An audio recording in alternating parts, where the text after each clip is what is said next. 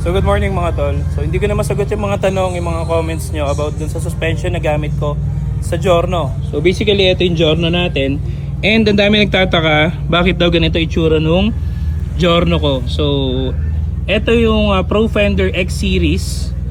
Ito yung X Series lang, hindi siya X Series Plus. Pero pinakabitan kasi siya natin ng HPA. Itong GH Racing na HPA, nag-iba yung itsura niya. So basically, Pro Fender X Series po ito na pinalitan natin ng colored knob and pinaglagyan natin ng HPA. So basically, pwede mo nang i-rotate pababa kung ano yung trip mo. Ako kasi mas preferred ko na pa ganun.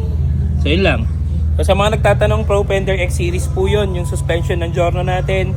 And kung gusto niyo magpakabit ng HPA, pwede kayong kumontak o pwede kayong mag-search sa mga Facebook page or Shopee ng HPA for Pro Fender, kasi magkaiba yung HPA ng Öhlins tsaka HPA ng Pro Fender. So yun lang mga Pilipinas, magandang umaga sa atin lahat.